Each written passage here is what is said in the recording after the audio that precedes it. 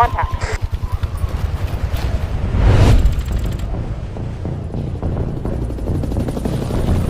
Eyes open.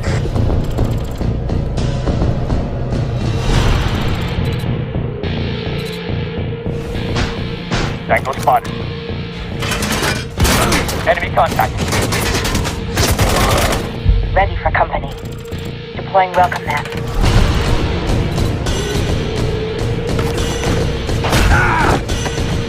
Hostiles in my sight!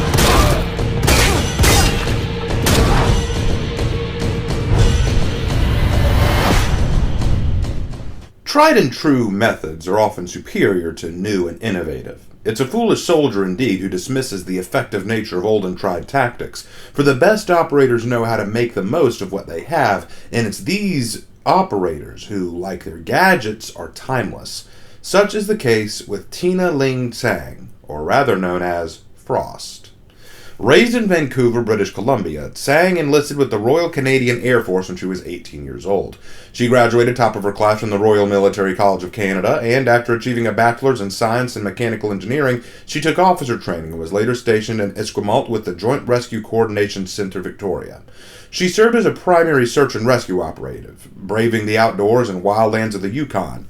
This time in the outdoors gave her a fierce appreciation for the world and the outdoors themselves.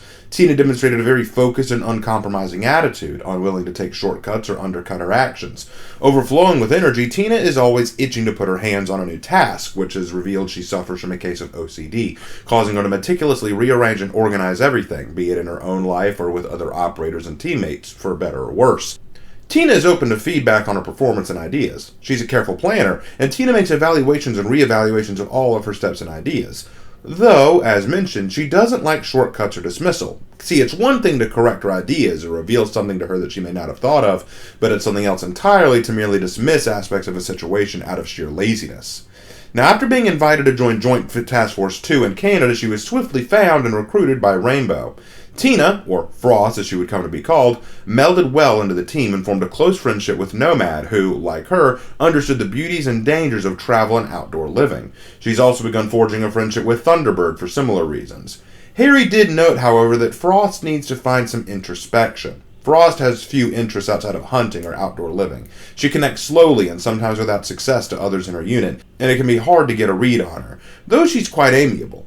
What is unquestioning, though, is her loyalty. While Kali never extended an invitation to Tina to join Nighthaven, likely due to the simplicity and archaic nature of Frost's gadget and outlook compared to the high-tech and fast-paced one of Kali and Nighthaven, Frost likely wouldn't have been interested in joining anyway. It's not that Frost is loyal necessarily, but more that Frost is integrity. To her, the more you rely on technology and new age idea, you sacrifice some of what's necessary to stay grounded. There's no room for that kind of thinking in Nighthaven. But that's exactly why Frost is perhaps the wild card Nighthaven, and other enemies of Rainbow, will never see coming. Frost is equipped with 3 Sterling Mark II LHT, or rather, welcome mats. These mats are akin to advanced model bear traps designed to incapacitate enemy operators. They can be placed anywhere on the floor provided there's a room for them, and if an attacking operator steps on a welcome mat, they will be immediately put into the down but not out state. In this state, the operator cannot move, nor can they slow their bleeding rate. Now, I've heard that a patch is en route to allow operators to pick themselves up, but at the time of this video making, the operators require help from allies to escape the welcome mat. Mats can only be triggered once, and they can be destroyed by explosives, gunshots, and other destructive tools, but they cannot be hacked or affected by electronic equipment. They're very handy tools, and quite often what happens to me is I'll put them somewhere, and then I'll just get a notification that it went off, and then that's about it. I don't get any other notification. The problem is you only have 3, so you need to make sure that you put them in locations where it's most likely to get traffic. Prepping needle. Deploying welcome mat.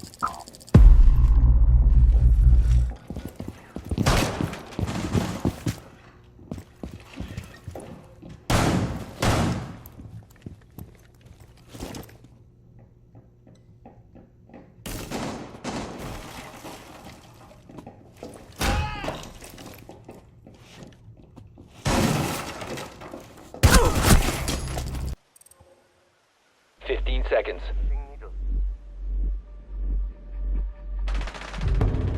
Op 4 eliminated. Mission successful.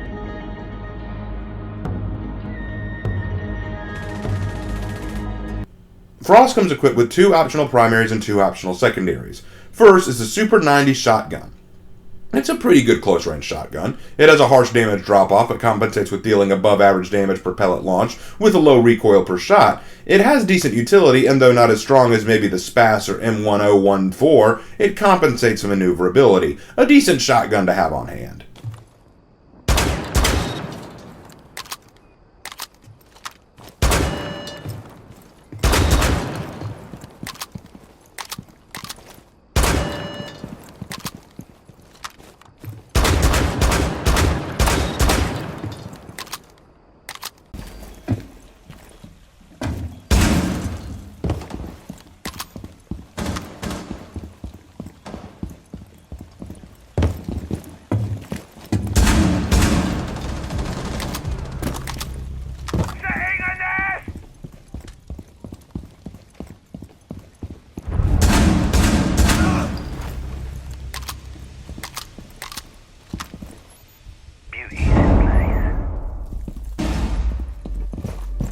Time expires in 10 seconds.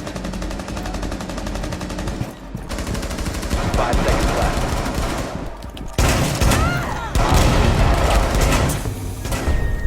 Time limit reached.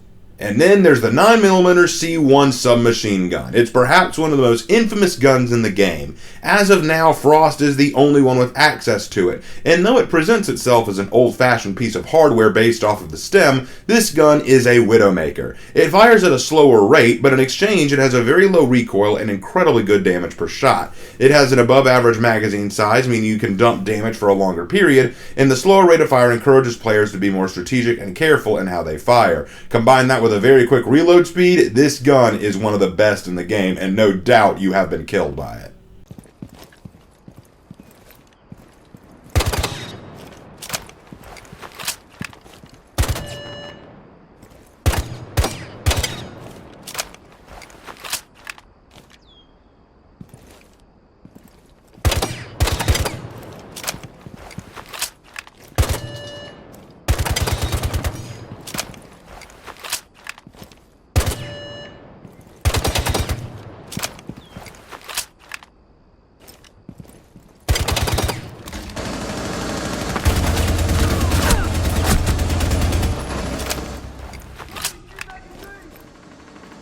Op 4 has placed a diffuser near a bomb. Destroy it. Frag out!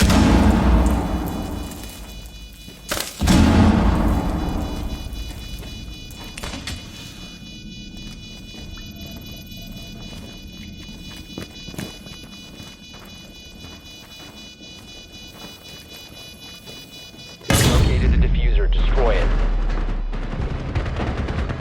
Op 4, last operator standing. Fire!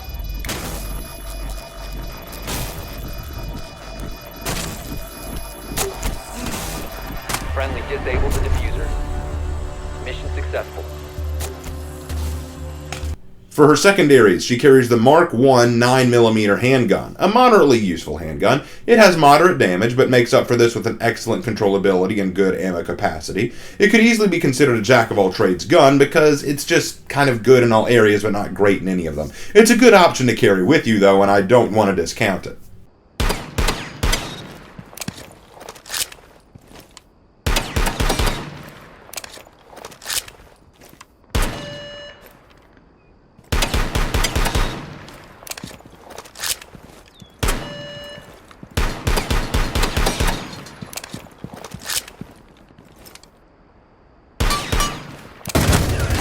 Changing mags!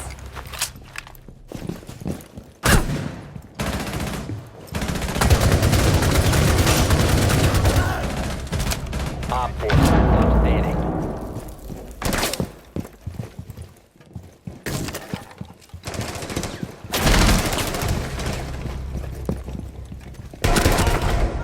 Op 4 eliminated.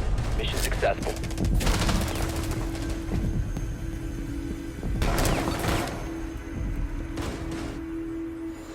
And she also has the ITA-12 shotgun. It's a mixed bag. Though it has very high damage potential, it has a punishing damage drop-off and very wide pellet dispersal, which hinders its effectiveness at anything but very close range. It has a low magazine capacity and slow reload time as well.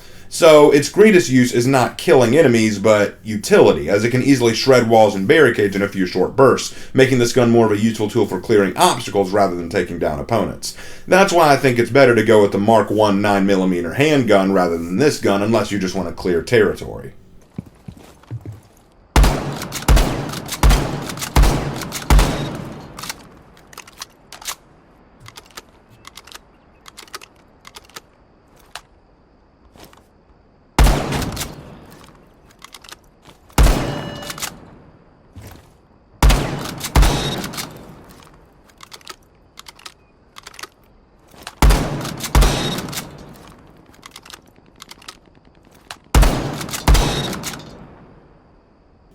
Strategies with frost are pretty easy to figure out. The key is all about placement. You want to put your frost mats at windows near the objective or just beside doorways but out of sight, and that's always a good tactic. I found that if you just put it right in the middle of a doorway, it's more easily seen and therefore avoided. But if you put it to the side of the doorway, quite often what happens is when an enemy enters the room, they move a little bit to the right or left to get a vantage point or in order to see around a corner, and thus they'll walk right into it a lot easier because they didn't see it coming. You don't want to just put it in the middle of the floor unless it's in the objective room, because once an enemy operator enters the objective room, their focus is going to be on what's moving around in the room, not necessarily what's on the floor.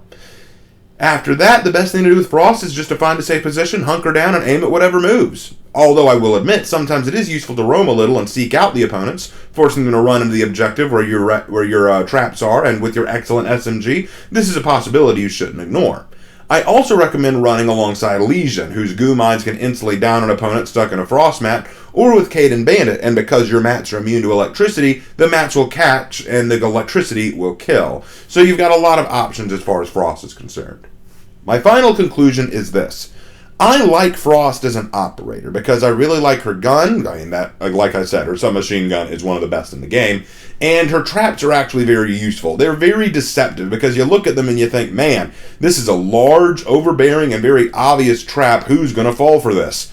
More people than you'd think. I see people fall for frost mats way more often than you realize. It's actually kind of interesting how often this happens. Plus, I'll be honest, I really like the design and idea of this huntress woman who wandered through the Canadian wilds and grew so used to it that she kind of brought a little bit of that into the operating field. What I don't like is her biography. Now, I blame this more on the fact that she's relatively an older operator. She was released very early on in the game's existence, and this was before they really cared about lore and bio for each of the operators. So, honestly, there's just not a lot to look at. I mean, if you look at her bio, it's literally just one paragraph. I had to embellish just a little, and you'll also notice this is probably one of my shorter videos in the series, but that's just because there's so little to work off of. I had to make a few assumptions about Frost, and that's not always a good thing. So, it's one of those cases where the operator's awesome, the lore is leaving a lot to be desired. I'd like to see a little bit more about her explored.